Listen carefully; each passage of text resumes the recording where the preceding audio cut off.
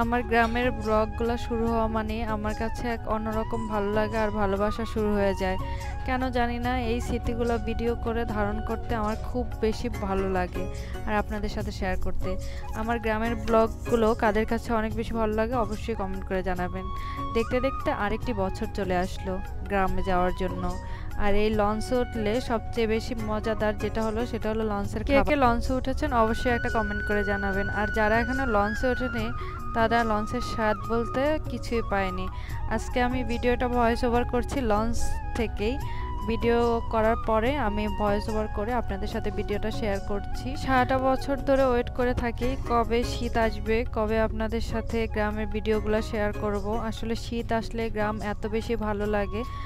আর এই যে লঞ্চের খাবার দাবারগুলো অনেক বেশি ভালো লাগে। আজকে যারা যারা আসছিল সবার থেকেই খাবার দাবার কেনা হয়েছে, কিন্তু শুধু বাদামটা ছাড়া। বাদামটা আমি খুব বেশি মিস করছিলাম এই লঞ্চ যাত্রাতে। আমার গ্রামের ব্লগগুলো দেখতে অবশ্যই আমার চ্যানেলে চোখ রাখবেন। আর নেক্সট যে ভিডিওগুলো আসবে সবগুলোই হবে আমার গ্রামের ভিডিও।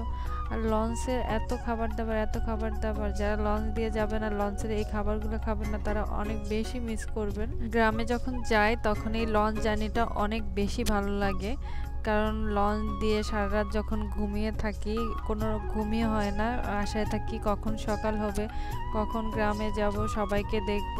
তো আজকে আমরা চলে যাচ্ছি চরপেশনের লঞ্চ দিয়ে আমরা চরপেশন ঘুরবো আগে, তারপরে যাব বিভিন্ন জায়গায়। কারা চরপেশন থেকে আমার ব্লগটা দেখছেন অবশ্যই কমেন্ট করে জানাবেন। সারাটা বছর আসলে এই সময়টার ওয়েট করে থাকি কখন শীত আসবে আর গ্রামে যাব।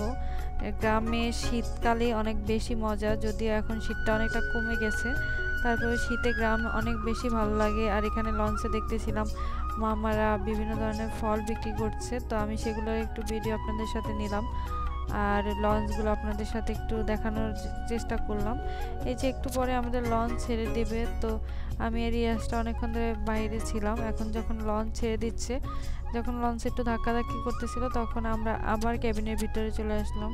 তো ইয়াসটা তো আসলে কেবিনে থাকতে চায় না, ও বাইরেই থাকতে চায়, ওকে নিয়ে বাইরে গিয়েছিলাম। আর এই তো আমাদের রাত্রের খাবার দাবার। তো লঞ্চ এখন অনেকটাই ঢাকা ছেড়ে চলে আসছে, ঢাকাকে বাই বাই দিয়ে আমরা চলে যাচ্ছি ভোলাতে। ভোলা আসলে অনেক বেশি সুন্দর, যদিও এটা দ্বীপ জেলা কিন্তু এটার আলাদা একটা সৌন্দর্য আছে। তো খুবই ভালো লাগে, যারা ভোলাতে আসেননি অবশ্যই ভোলা এসে ঘুরে দেখে যাবেন।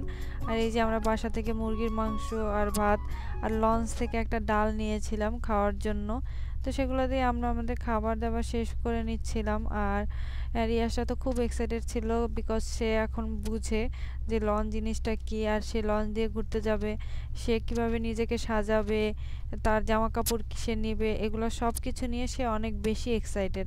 আর ওর একটু ঠান্ডাও লেগেছে, তাই ওকে নিয়ে বেশিক্ষণ বাইরে বসে না থেকে চলে আসলাম। Bye bye Dhaka, welcome two